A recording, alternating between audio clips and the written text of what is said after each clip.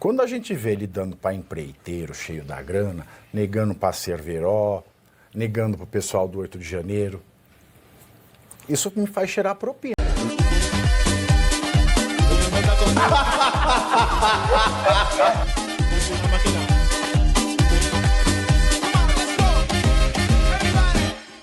Tá? Porque agora eu sei. É a hora do espanto do Play Center. Vamos sair de uma aberração e vamos para outra, porque o ministro Tofodídio, do STF, de Alexandre de Moraes, anulou todos os processos e condenações do empresário Léo Pinheiro, ex-presidente da OAS na Operação Lava Jato. Uma salva de palmas para esse novo inocente brasileiro, a fábrica de inocentes de Tofodídio. Tofodídio decretou a nulidade absoluta de todos os atos praticados contra o empresário, inclusive na fase pré-processual. Léo Pinheiro é réu confesso e, num acordo de colaboração, admitiu propinas a agentes públicos e políticos. A delação serviu de base para a investigação do caso do triplex do Guarujá, que levou o Lula à prisão. A defesa agora alega que o empresário foi forçado a assinar o acordo. Mas, sabe aquele que tem um olho no gato e o outro no peixe que está sendo empanado com técnicas de empanamento? Né? Ainda falando do Tofodídio, o sinistro rejeitou a solicitação de Nestor Cerveró, ex-diretor da Petrobras, que também pediu a anulação de todos os atos da Lava Jato. No despacho, Tofodídio disse que a fundamentação de Cerveró trata de questões estranhas ao julgado, cuja extensão de efeito se busca, não havendo a aderência necessária ao deferimento do pedido. Agora eu falo uma coisa. Se todos eles foram enredados em prisão ilegal, foram forçados a assinar coisa, se a preocupação do Toffoli é com a lhaneza, manter imaculado o princípio do devido processo legal, quando a gente vê ele dando para empreiteiro cheio da grana, negando para Cerveró, negando para o pessoal do 8 de janeiro, isso me faz cheirar propina. Então, ele precisa se explicar melhor. Qual é Porque ele não explica nas decisões dele. Ele usa, é a mesma coisa que pegar e escrever cara, caramba, cara, caraô. Cara, caramba, cara, caraô. Vem viver o verão e o sol de Salvador. Eu sou camaleão, eu não sei o que do amor. Cará, cará, não se aplica em defiro. É assim que ele dá a decisão. Ele começa solau, não explica nada. Ele também não lê. O que ele não quer ler, ele não quer ler. Então passa-se a impressão, eu não sei se isso acontece, mas passa-se a impressão de que existe compra de decisões no STF. E passa-se essa impressão porque só esses muito ricos, ligados com pessoas vinculadas a ele da época da Lava Jato, amigo do pai, etc. e tal, conseguem essas benesses. E essa impressão não é boa, que ele precisa desfazer. E ele precisa desfazer dando decisões de valor igual para pessoas que estão enredadas em caso semelhante, não? Exato, foi o que a gente falou. Se é para liberou geral, que libere todo mundo, né? Se é para libertar todos os envolvidos na Lava Jato, porque alguns sim, outros não. Sabe o que me parece, Flavio? Depende do advogado. Dependendo do advogado, a decisão é para um lado ou para o outro, não sei. Então, depende do advogado, como assim? Se o advogado é bom ou ruim ou se o advogado é parente? Porque tem essas duas vezes. Depende do escritório, né? Eu acho que foi olho gordo pra cima do Cerveró, pra ele não entrar na festa. Eu acho que foi isso. Quem é que tem olho gordo do Cerveró? Pois é. Ele não pode nem usar máscara. Festa, você imagina o que é ser passar uma vida como o Cerveró? Você nunca pode usar uma máscara de Batman no carnaval? Nem óculos, né? Eu não gosto de tripudiar, não. Vocês são maldosos. Não. Se morder a língua, cai morto eu na não- hora. eu Pode ser o coordenador tripudiar, do não. curso de empanar que ele vai conseguir. Não é verdade. Empanamento, técnicas de empanamento de peixe, não é? E prevenção do gato. Nestor Cerveró. Se bobear, ele que vai dar aula aí. Nós vamos ser cancelados. Não, Eu, mais uma vez, a gente já tem vaga cativa.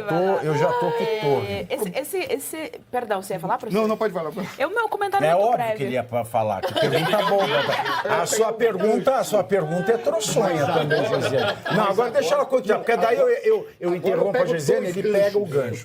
Dois ganchos. O meu comentário é muito breve só. Todas essas Obrigado, professor anulações-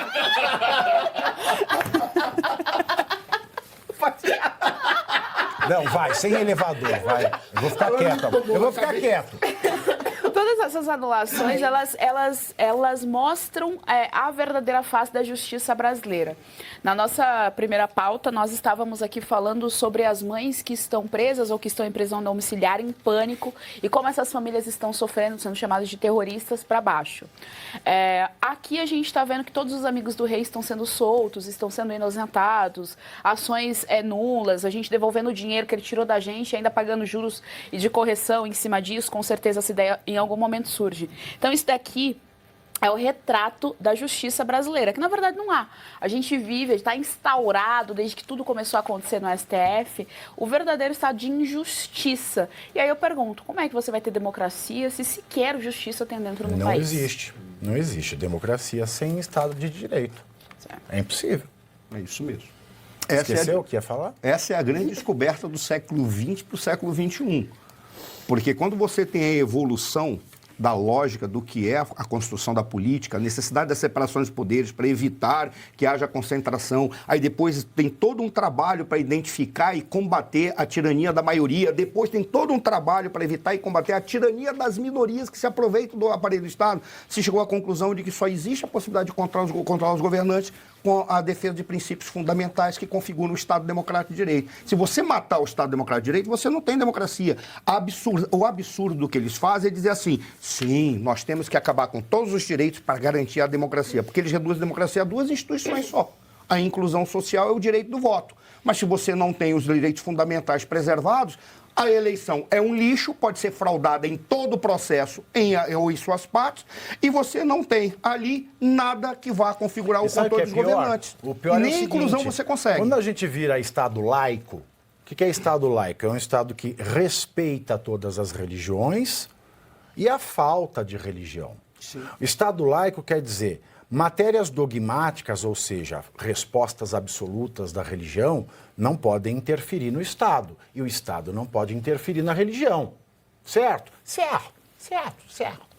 O que o STF fez? Ele acabou com a laicidade do Estado porque ele criou uma religião judiciária. Exatamente. E que você não pode debater o dogma Exato. dessas pilhas, portanto, porcarias que não cumprem seu papel dentro do maquinário que é o STF. Cara, isso que você falou é tão fantástico, vou te dizer por quê. Porque parece que eles criaram uma teocracia em que eles se apresentam como intérpretes e da palavra de Deus.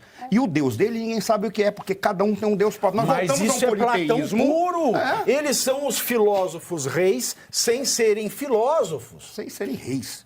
Porque ele deu a decisão. Por quê? Porque eu sei melhor. É Platão puro, meu amigo. É a República de Platão pura.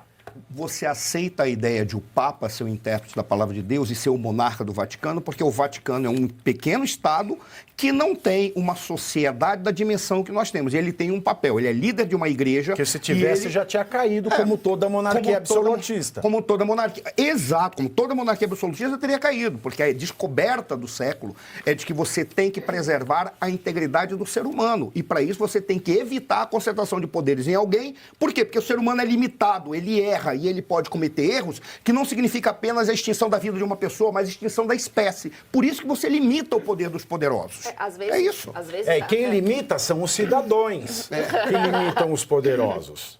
Agora, não vem dessa dos poderosos,